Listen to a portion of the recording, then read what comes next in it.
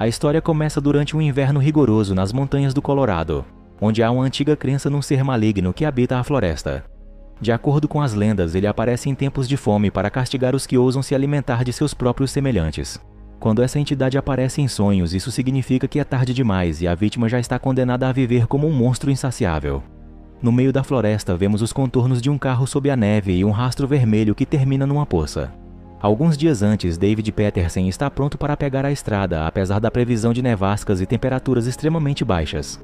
Seguindo viagem, ele decide fazer uma parada quando vê a placa de uma lanchonete. Lá dentro, uma garçonete chamada Ana está terminando de servir Jan, um funcionário da prefeitura que está com o filho. Checando o celular, ela vê que há 13 chamadas perdidas e uma mensagem desrespeitosa. Seu rosto se enche de medo ao ver que é o seu ex-marido Vince quem está tentando falar com ela. David chega ao mesmo tempo em que Jan se despede de Ana e pede uma refeição, mas ela avisa que o cozinheiro foi embora por causa da tempestade. Então David se contenta com um pedaço de torta e quando ela estica o braço para servi-lo, ele vê um hematoma que ela se apressa para esconder. Mas logo em seguida seus medos se concretizam e ela vê o carro de Vince chegando. Ele já entra na lanchonete gritando xingamentos e reclamando das ligações ignoradas.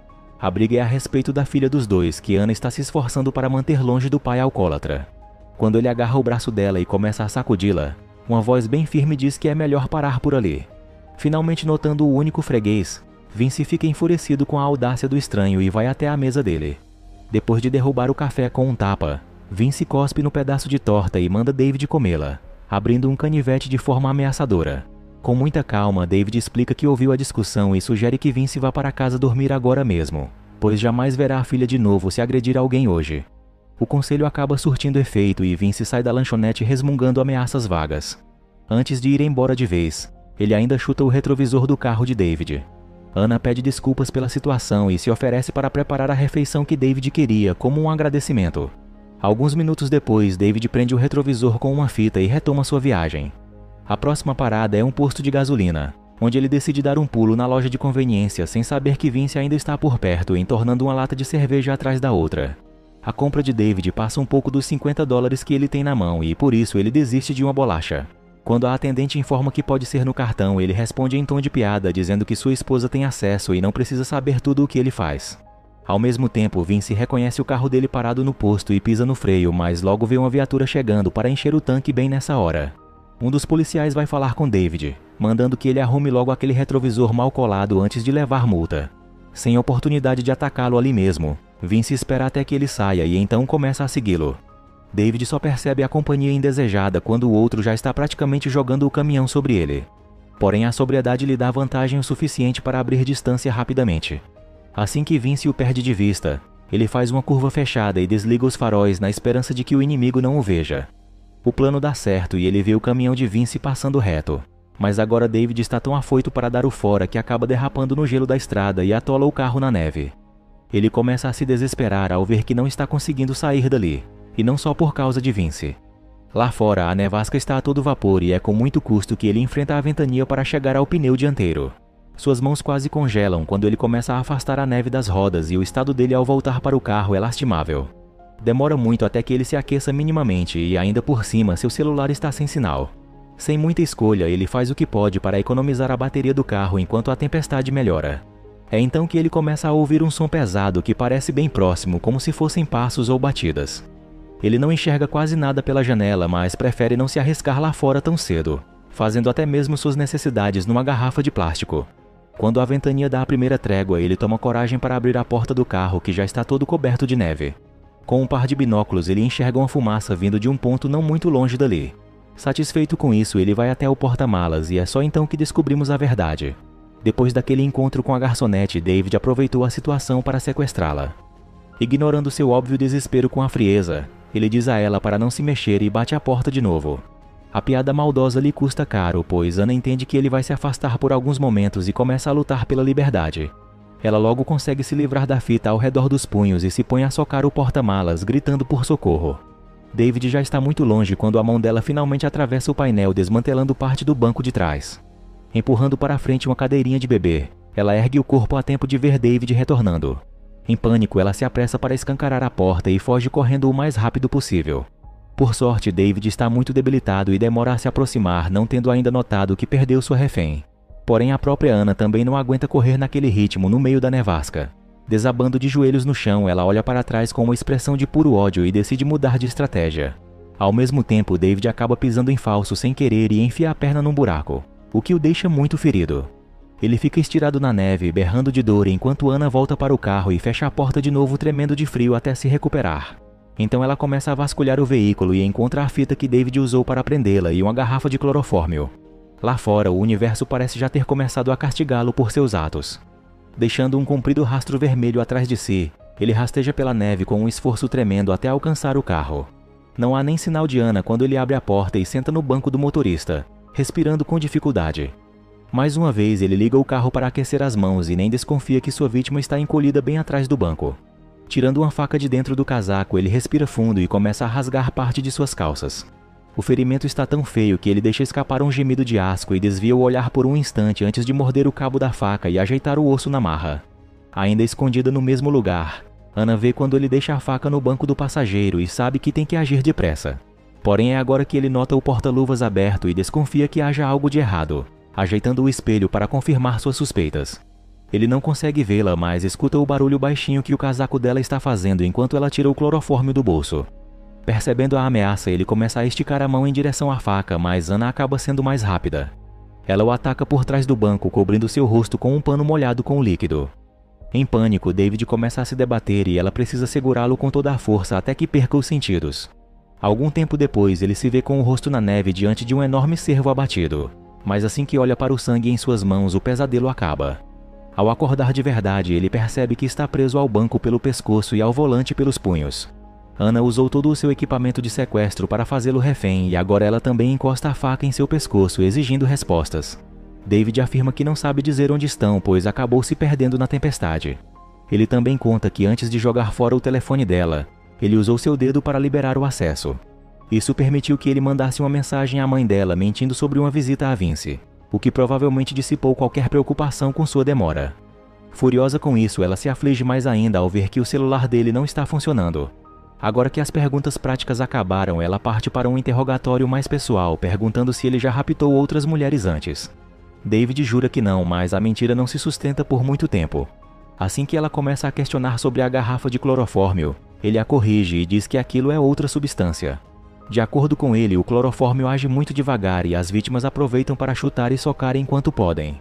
Além disso, não tem como controlar a velocidade com que inalam a substância e isso pode matá-las antes que ele possa se divertir com elas. Ana fica cada vez mais enojada ao ouvi-lo e se irrita com a atitude calma dele, como se ainda estivesse no controle. Ele explica que ela não está tão livre quanto pensa, já que sair do carro agora pode ser fatal. E também não é ela quem está no controle, pois a faca só funciona para quem tem coragem de usá-la. Porém, essa compostura é um pouco abalada quando Ana demonstra seus conhecimentos sobre frio intenso e narra seu plano em detalhes. Ela pretende esperar até que o pior da tempestade passe e então abrirá bem as portas do carro antes de ir embora. A única dúvida vai ser se os animais selvagens vão dar cabo dele quando ainda estiver respirando. Só então David se dá conta de que não sabe por quanto tempo ficou desmaiado e o carro está ligado desde aquela hora. Apelando para o fato de que eles estão no mesmo barco, ele convence Ana a economizar a bateria, pois não há como saber se ficarão ali por horas ou dias.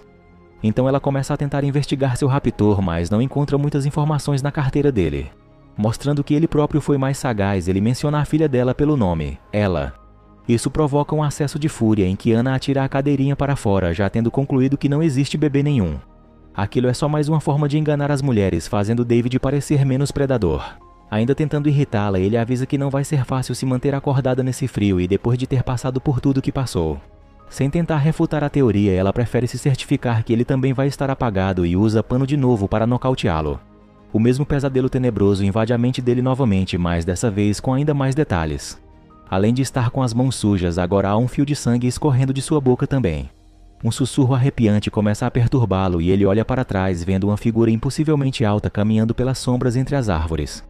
De novo, ele acorda assustado e isso faz Ana pensar como podem ser os pesadelos de um maníaco. Pensando no tipo de pessoa que ele é, e ainda sem saber ao certo o que lhe esperava se não fosse pelo acidente, ela recusa a oferta dele de dividir a garrafa como penico ali dentro mesmo. Depois de mandá-lo ficar bem quietinho, ela sai do carro e tenta ser o mais rápida possível, sabendo do risco que está correndo.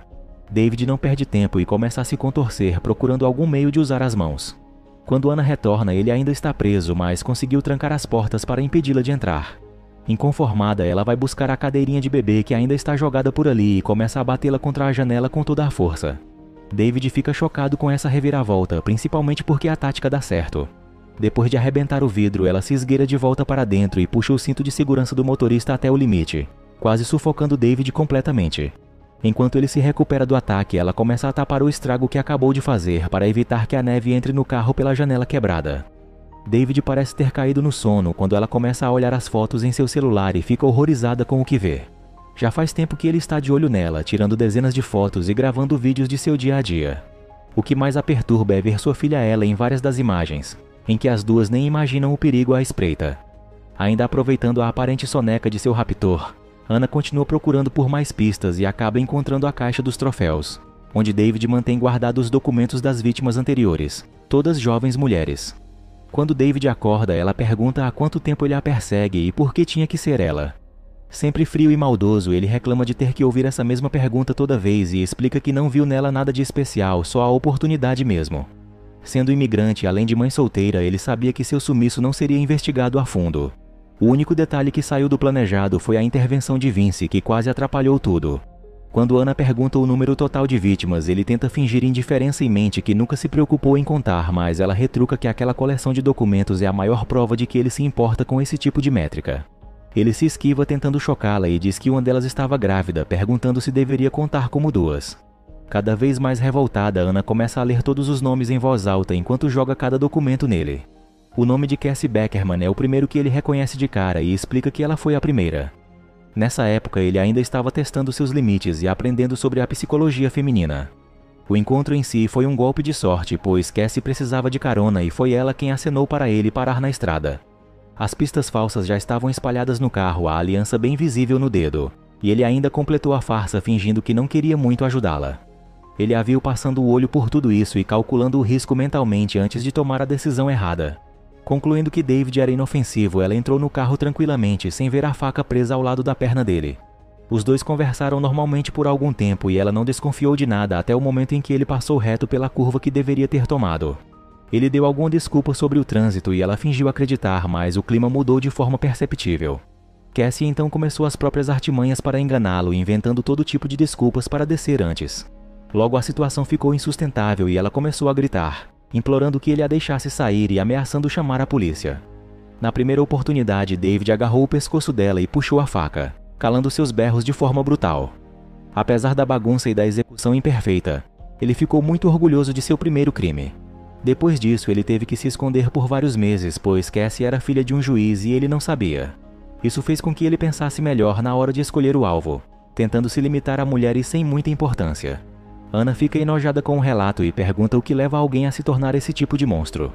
David começa a rir quando ela despeja uma lista de motivos clássicos, mas sua atitude muda completamente assim que ela menciona problemas com a mãe. É óbvio que essa é a raiz de sua psicopatia e ele se empenha para mudar de assunto. Provando que também sabe brincar de psicólogo, ele começa a falar do casamento de Ana com Vince, apostando que ele não foi o primeiro bruto em sua vida. Cansada de ouvi-lo caçoar de seu sofrimento, ela fecha sua boca com um pedaço de fita. Algum tempo depois, ela acaba pegando no sono e acorda assustada de repente. Aquele som pesado de batidas está de novo rodeando o carro e ela não consegue identificar o que é. David também fica em estado de alerta e então leva um grande susto quando a coisa pula em cima do carro. Ana também se apavora e agora o agressor está esmurrando o para-brisas com uma mão estranhamente parecida com a de gente. Vendo que o vidro já está trincando, Ana obedece aos grunhidos desesperados de David e liga o carro, apertando a buzina freneticamente. Isso parece afugentar o que quer que estivesse em cima do carro, ao menos por hora. David então começa a reclamar da dor na perna e Ana diz que a pele já está ficando escura. Sem motivo para ter nenhuma compaixão, ela diz que se a tempestade continuar assim, perder a perna vai ser o menor dos problemas dele. Ao analisar o mapa da região, ela calcula que eles devem estar no meio de uma reserva florestal e começa a contar sobre a lenda do espírito maligno. David se esforça para parecer cético, mas fica abalado com o detalhe dos sonhos, pois ela diz que esse é o primeiro sinal de que a pessoa está prestes a ser possuída pela entidade. Também não ajuda nada que a luz se apaga sem aviso no meio da história, pois a bateria do carro finalmente acabou. Horas depois, o frio está tão intenso que Ana se aninha no colo de David para absorver seu calor corporal, mantendo a faca erguida caso ele apronte alguma. Ele diz que se eles dormirem de novo, não há chance de que voltem a acordar. Ana prefere se manter otimista e diz que a nevasca vai passar antes disso acontecer. Pressentindo o pior, David começa a falar de sua infância difícil e afirma que gostaria de ser uma pessoa diferente, mas sabe que não pode esperar compaixão. Também se abrindo, Ana conta que cresceu num orfanato e foi adotada por um pai que cometia abusos constantes por muito tempo. Ela só teve coragem de denunciá-lo aos 15 anos de idade e sua vida então descambou para um redemoinho de vícios e delitos. Porém, tudo isso acabou quando ela se tornou mãe e decidiu dar à filha tudo o que lhe faltou. Ela conclui seu relato dizendo que David não tem como justificar suas atrocidades e não importa o que disser agora, nada vai trazer de volta as vidas que ele tirou. Isso não parece atingi-lo muito e ele começa a falar sobre como o frio deixa tudo mais fraco, inclusive a fita que o manteve preso até agora. Num movimento rápido, ele solta o braço direito já tomando a faca para si e parte para cima dela em seguida. Sussurrando bem em seu ouvido, ele promete requintes especiais e jura que depois que tiver terminado, ele vai atrás de sua filha também. Ana reage a isso com fúria e os dois trocam agressões até que escutam aquela coisa de novo, e finalmente quebra o para-brisa. David mal pode crer quando vê os chifres do cervo surgindo no meio da nevasca. A maldade dele próprio começa a se confundir com a possessão do espírito maligno e ele agarra Ana com mais força ainda. Ela só consegue se livrar tirando o casaco e então a criatura lá fora puxa de vez o vilão para a morte. Ironicamente, o único refúgio possível é o mesmo porta-malas de onde ela tanto lutou para sair. Olhando para uma das fotos da filha, ela promete que não vai cair no sono, mas é cada vez mais difícil manter os olhos abertos. Já é noite de novo quando Jean passa por ali e estranha a cena bizarra. O casaco de Ana está caído na neve junto com o que parece ser uma pilha de entranhas, e sons esquisitos estão vindo da mata. Ele verifica o carro para ver se encontra algo e, por sorte, quando olha dentro do bagageiro, encontra Ana.